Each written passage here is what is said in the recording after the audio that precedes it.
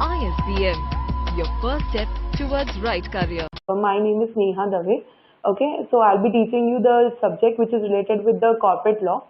And starting with the corporate laws, before that, we'll be starting today with the first chapter that is called our Indian Contract Act. Okay, so like previously, before starting our chapters, our sessions, so previously you guys should know what you mean by law and what you mean by act.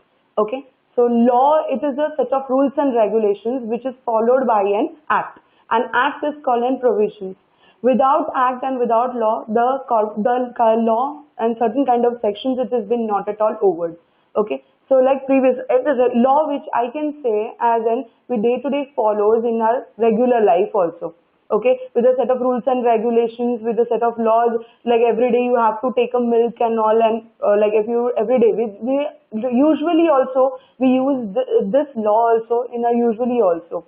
Okay, so like some certain part of it, like regular we want to buy vegetables, regular we want to buy certain kind of any kind of articles every day. Okay, so we follow the set of rules and regulations, and which we follow in our day to day life also.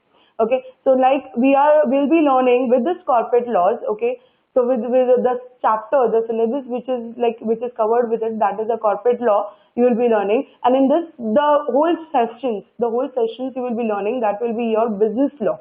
Okay, the whatever the laws which you are learning right now. Okay, from yet now the sessions till the end of the syllabus, your whole syllabus you will be learning, which will be dealing with only the business law, which you are using in your current market status. Okay, so today I'll be starting with your first chapter, that is will be Indian Contract Act 1872.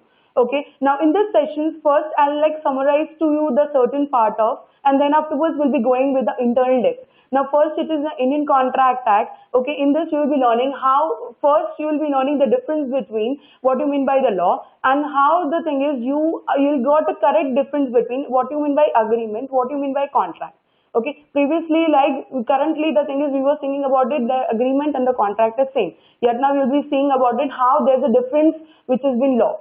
Okay, so then afterwards you will be learning how which we have enforcement. We'll be learning certain words which are using in your current English words, and even we will be learning in our law also in the subjects, because the law wordings and your English wordings, there's a difference. The meaning is totally different.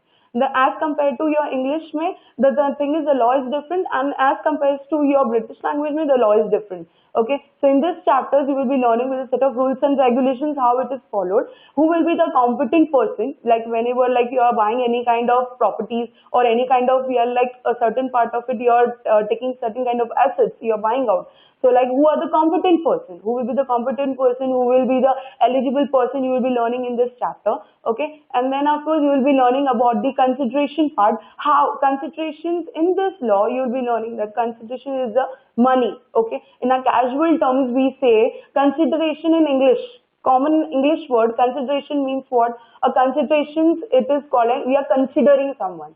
Okay, but in the law you'll be learning about consideration means a money, means certain part of articles when you're exchanging out and you're paying certain kind of cost. Okay, that cost, it is called the consideration. And then